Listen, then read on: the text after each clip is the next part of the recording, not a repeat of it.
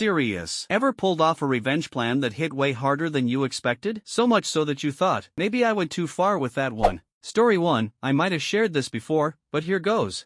I was about 15, sitting in class next to a buddy of mine.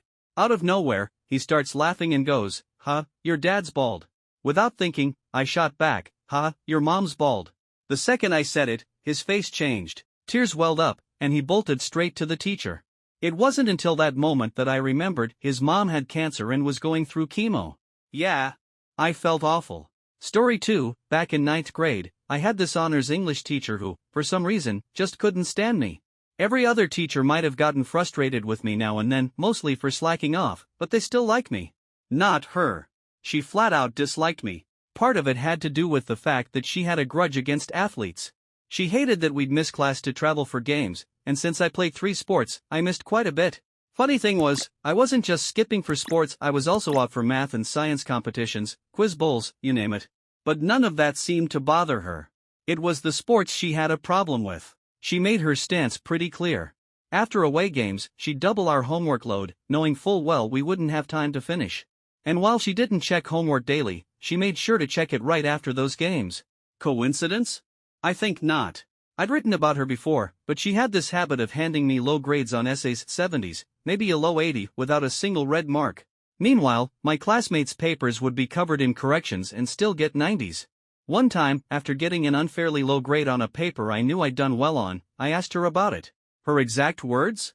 "You're only performing at 70% of your true potential, while others are reaching 90% of theirs." I straight up asked, "So you're saying my paper could be better than someone else's and still get graded 20 points lower?" She didn't even hesitate. Yes. Just to prove she wasn't grading me fairly, she later recommended me for an advanced writing class a year earlier than normal. So clearly, I wasn't the bad writer she made me out to be. Then came the extra credit assignment. Near the end of the year, she offered a chance to boost our grades. We had to watch a college production of Antigone, write a 2,500-word paper linking it to our class discussions, and turn in the ticket and playbill. The deadline? Monday. The problem? The play only ran from Friday to Sunday, meaning there was no way to turn it in early. Now, I already knew I was going to miss school that Monday. I had the biggest academic competition of the year, one you had to place top 10 in a prior event just to qualify for. An obviously excused absence. So for a full week leading up to it, I told her repeatedly, "I'll be out Monday." How should I handle the paper? Every single time, she told me, "Turn it in first thing Tuesday morning." So I went to the play, wrote the paper, competed on Monday, took first place in one category and second in another, and showed up bright and early Tuesday morning before basketball workouts to hand it in. She wouldn't take it. Claimed it was late. Claimed she never told me I could turn it in on Tuesday. I reminded her, she told me 4 times. Her excuses? 1. Another student who missed the competition turned it in on Monday, but that student lived across the street from the school. I lived 20 minutes away and couldn't drive. 2. My mom was a teacher at the school, so I could have just sent it with her. But I had no reason to do that when I was explicitly told to turn it in Tuesday. 3. I could have just done the work Monday evening. Which, according to her, wouldn't have been fair to other students.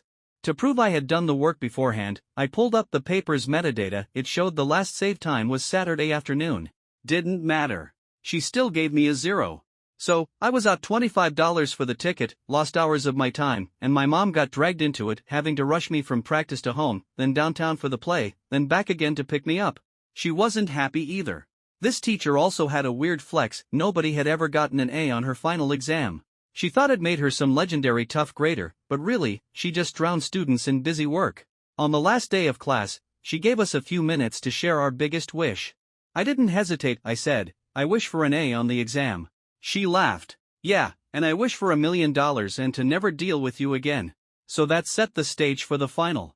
It was 100 questions plus a 5-point bonus essay asking things like, what was your favorite part of the class? What did you learn? We had 2 hours to complete it, but if you finished early, you had to wait an hour before leaving to avoid distractions. I wrapped up the test in 20 minutes. Then I spent the rest of the hour unloading everything in that bonus essay. I wrote that I wasn't sure I'd learned anything since she never actually gave feedback on my writing. My favorite part of class? That it's finally over. I called out all her unfair grading, her targeting of athletes, the ridiculous homework policies, and the fact that she was hands down the worst teacher I'd ever had. I even wrote that the school would be better off without her teaching ninth grade. No regrets. The bell rings, marking the hour, and out of all 110 students, I'm the only one to get up and leave right on time. On exam days, teachers don't proctor their own tests so they can be available for questions or handle multiple classes in different rooms. So, I had to wait for my mom to finish proctoring another exam, which left me sitting outside in the breezeway. That's when the teacher finds me, clutching my exam with tears in her eyes. Without missing a beat, she tells me to meet her in the principal's office and storms off. So, I head over. While I'm waiting, the soccer coach sitting nearby makes some comment about being surprised to see me in there, so I fill him in on what happened. Eventually, she comes back, dragging my mom, who she pulled out of proctoring another exam, and we all go in to see the principal. She's sobbing, yelling, and literally choking up every other minute. After about 45 minutes of me laying out everything I went through that year, stuff I'd already vented to my mom plenty of times, the principal finally looks at her and asks, "How much was the question worth?" She wipes her face and mutters, "5 bonus points." He just sighs and says, "Then just don't give him the bonus points." So, instead of getting a 103 on the final, I ended up with a 98. I had only missed 2 questions. Every other student got those 5 bonus points, and the next highest grade after mine was an 81. Thinking she had the last laugh, I noticed a few days before grades were due that an old assignment from the second week of class, way back in August, had mysteriously dropped by 10 points. My final grade landed at 94.4, which at the time was a B. I had kept a spreadsheet to track my grades, and it should have been a 95.2, but I had no real proof she had changed anything. I knew she had, but without evidence, I couldn't do anything. Then, over the summer, the school switched to a 10-point grading scale, making 90 an up an A. So, my B turned into an A. On top of that, the school made her get all her homework assignments approved by the department chair and required her to start accepting assignments via email. 2 years later, she was fired after more students started having serious issues with her. Before me, the administration had written it off as students whining about a tough teacher. Still think she deserved everything that came her way, though I never expected it would lead to her being fired. But again, she had it coming. Hope people are still reading this. She sucked. Story 3. Back in elementary school, there was this bully who loved picking on me. I had a bowl cut and was small for my age, so it wasn't exactly shocking. My friends and I usually ignored him. One day, a kid from Brazil moved in next door. He was a year older than me, and we started playing soccer together every day after school. At some point, I mentioned how this kid at school would call me names and follow me home just to taunt me. Fast forward a bit, I'm walking home from school, and, as usual, this bully is behind me, riding his bike slowly, shouting dumb insults. Just kid stuff. Out of nowhere, the Brazilian kid shows up, knocks the bully off his bike, and starts beating the crap out of him.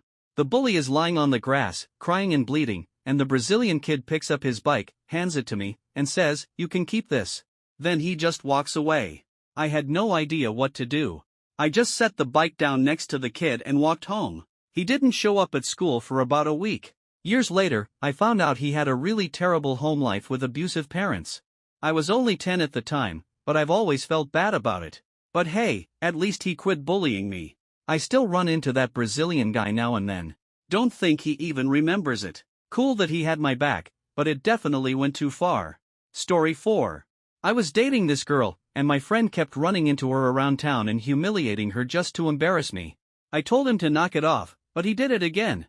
That night, I convinced him to try getting back together with his absolutely insane and manipulative ex, someone he hadn't spoken to in years. I figured he'd just make a fool of himself trying. Well, joke's on me. They hooked up, got back together for a while, and had a baby. Now they're both terrible single parents. Jesus. This one might be the worst consequence in the entire thread. Story 5. Growing up, my friends and I were always pulling pranks on each other. About 10 years ago, I was helping a buddy set up a new business.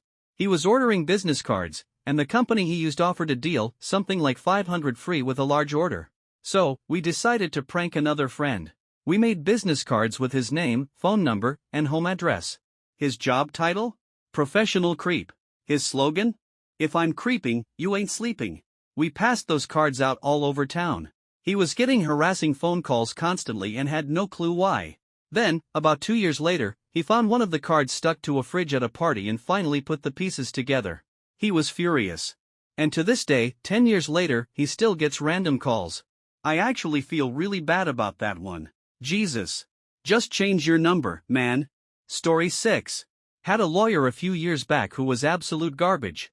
He would go months without returning my calls, constantly miss court filing deadlines, to the point that the court tried to dismiss my case due to inaction, and lie to me about everything. Tried to fire him, and he just refused. Seriously, he ignored me and kept representing himself as my lawyer. I had to get the court involved just to make him stop. Then he went around lying about me, saying, "Our client has been unreachable, and we are considering dropping them." Dude, I called you 84 times in the last 3 months, and you didn't pick up once or return a single call. When I finally fired him, he told me I had to show up in court on a specific date and time that didn't work for me. He insisted that if I didn't, the motion to withdraw wouldn't go through. So, I dragged myself down to the courtroom, only to find the judge looking at me like I'd lost my mind. He was super polite but clearly confused as to why I was even there. When I explained what had happened, he just shook his head and said, "Yeah, this is all done electronically. No idea why your lawyer told you that, unless he was just being a jerk." By the time everything was said and done, I was beyond pissed. I ended up writing a 10-page complaint to the Bar Association about the unethical behavior of 4 different lawyers from that office. Turns out, the bar took it seriously and found that this kind of shady practice was actually encouraged across the whole firm. The result? They came down hard at disbarred for 5 years, forced to pay restitution to their clients, and even when they got their licenses back, they'd only be allowed to practice under supervision for another 5 years. I'll admit, I felt a little guilty. But damn, I was so sick of being jerked around. Story 7. My brother and I were walking home from school while our cousins rode their bikes. They kept circling us, laughing at the fact that we didn't have bikes of our own. One of them decided to take it a step further and spit on me. Without even thinking, I swung my trumpet case at her. The impact sent her flying, she hit the pavement hard and broke her arm. I felt terrible. That was the first and last time I ever hit a girl. My family didn't blame me, though. They knew she had always been a total pain and figured she had it coming. Still, I couldn't shake the guilt. That trumpet case? An elegant weapon for a more civilized age. Story 8. My grandpa was old school, the kind of guy who gave me prison yard advice before my first day of school. If someone messes with you, handle it right then and there. Don't take any crap.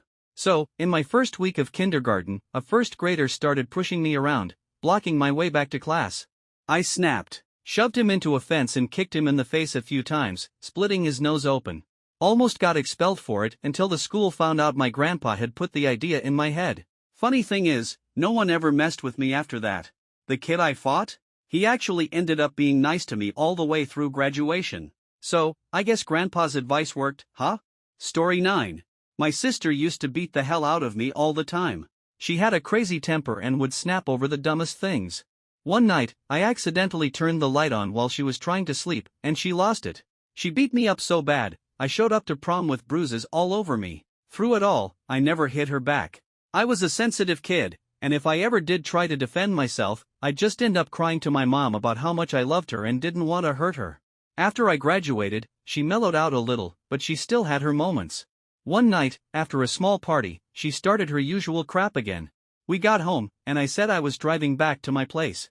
She kept insisting I was too drunk, even though I'd only had a couple of mini beers. She grabbed the back of my shirt, and in my frustration, I spun around fast, swinging my arm out, wasn't even aiming, just wanted her to back off. The next thing I knew, she let out this blood-curdling scream and collapsed. Blood was everywhere. She ran inside, leaving a trail behind her, and woke up our parents. Turned out, I'd broken her nose bad. But here's the kicker, my parents barely reacted. They kept saying, "It couldn't be that bad if you were the one who did it. She must have really been messing with you for that to happen." I felt horrible. I cried, tried to apologize, but she still had to go to the hospital. My guilt faded over time, though, especially when she tried to make me pay the ER bill. She never covered it herself, let it go to collections, and now she blames me for ruining her credit. Always whining about debt collectors calling her because of what I did. Yeah, no. Not my problem. Consider it payback for years of her crap. Story 10. There was this kid on my track team who had an annoying habit of drinking whatever I brought with me. Got sick of it, so one day, I spiked a root beer with 3 times the recommended dose of root beer flavored X-Lax. Sure enough, he came over, and I said, "You know what, Tony? Just take the whole thing." That day, we had a home meet. He was our best pole vaulter and a key part of the relay team. I figured he'd feel a little off, maybe underperform. Nope. Instead, he completely vanished during warm-ups and never showed up for the meet. Story 11. This one wasn't exactly planned revenge, but it still haunts me sometimes. When I was a kid, I hated being scared, absolutely hated it. Jump scares would send me straight into fight or flight mode, and afterward, I'd just be furious. My friends, of course, thought this was hilarious and made it their mission to scare the crap out of me whenever they could.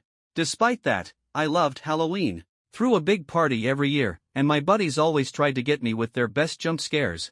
When we were younger, they succeeded a few times, but something changed when I turned 10. I guess none of us realized it until it was too late. That year, as usual, I had my party. As usual, all my friends were there. And, as usual, someone decided to try and scare the hell out of me. Halfway through the night, I went to use the bathroom. While I was in there, my friend, let's call him Aaron, snuck down the hallway and hid in a dark doorway, waiting for me to come out. The second I stepped into the hallway, he jumped out and grabbed my arm. Normally, I would have bolted like a scared little kid, but something inside me flipped. Without thinking, I turned and punched him square in the face. Didn't even realize what I'd done until it was too late. It all happened in an instant, pure reflex. The moment my fist connected, reality hit me. I had just decked my friend. Panic surged through me as Aaron yanked off his mask, clutching his face and making these muffled sounds. I thought he was groaning in pain, so I freaked out and started yelling for my dad, terrified that I'd seriously hurt him. Within seconds, my dad and the rest of my friends came rushing down the hall to see what was going on. My dad flicked on the hallway light, and there was Aaron, his face absolutely covered in blood. My stomach dropped. I was convinced I'd broken his nose, and I immediately started stammering out apologies. But then, as I was freaking out, I realized something. Aaron wasn't groaning, he was laughing. He grabbed the same hand I just punched him with, grinned up at me through the blood, and shouted, "What are you apologizing for?" That was freaking awesome. Before I could react, he hoisted my arm in the air like I was some kind of boxing champ and started telling everyone how cool it was that I just let loose and clocked him. Aaron was that kind of guy, always rolling with whatever happened, always finding the fun in it. He thought it was great that I'd finally found the nerve to defend myself. My dad helped clean him up, though Aaron refused to change out of his now bloodied costume. Luckily, his nose wasn't actually broken, but man, the sight of all that blood still haunts me. I'll always appreciate how cool he was about it, how he actually encouraged me to stand up for myself. But even now, I feel a twinge of guilt when I think about how my fist felt smashing into his face. I can't even imagine how bad I'd feel if I had actually broken his nose. Gotta say, though, Aaron was a hell of a friend. Story 12. Back in college, I had this roommate who pretty much let his new girlfriend move into our house without asking anyone. She made herself right at home, eating our food, using our stuff, but never once chipped in for anything. The final straw? She parked in my designated spot. That was it. I'd had enough. So, in a moment of petty revenge, I let all the air out of her tires. My plan was simple. I figured she'd just have to re-inflate them, get mildly inconvenienced, and learn a little lesson about boundaries. Well, turns out she wasn't exactly the brightest. Instead of airing them back up, she went and bought a whole new set of tires. Whoops. Never told her it was me. Still don't feel bad. Story 13. Middle school antics at their finest. A buddy of mine thought it'd be funny to throw a little wadded up piece of paper at me. I decided to return the favor with the only thing I could grab, some mud near my shoes. I scooped it up and flung it right at his face. Perfect shot. Except, it wasn't just mud. The second it hit, his expression twisted into pure disgust, and he shouted, "Dude, I throw paper at you, and you throw dog crap?" Yeah. Turns out I had accidentally grabbed something left behind by a dog. To this day, I still vividly remember the pure outrage on his face. Story 14. As a kid, I used to hang out at this local river, a great swimming spot where a bunch of people gathered. One day, my friend thought it'd be hilarious to push me into the water. Naturally, I came up coughing, red-faced, and plotting my revenge. For the rest of the day, I waited for the perfect moment. And I got it right when she was at the edge of the river, drying off. I went for the push, expecting her to just splash into the water like I had. But things didn't go as planned. She flailed, lost her footing on the slippery rocks, and instead of just falling in, she smacked her back hard against the rocks before tumbling into the river. She was winded but otherwise fine. Her parents? Not so much. They were furious. Meanwhile, I stood there in complete panic, hoping I hadn't just broken her back or something. Final verdict, 2 out of 10 revenge. Would not recommend. Story 15. Growing up, my older brother was a menace. He'd torment me constantly, and my parents never really did much about it. The problem? He was way bigger than me, so there was no way I could fight back physically. If I even tried, I'd end up in some kind of wrestling submission move, completely outmatched. One day, though, I just had enough. I wanted to get him back in a way that would actually hurt. He had been playing Rome, Total War obsessively, 6 hours a day, every day, for weeks. So I did the unthinkable. I started a new game and saved over his file. I have never seen rage like that in my life. At the time, I was scared out of my mind. He was so furious, I thought he might actually kill me. And yeah, it made him hate me even more. But looking back, I gotta hand it to my 13-year-old self. That was some cold-blooded, perfectly executed revenge.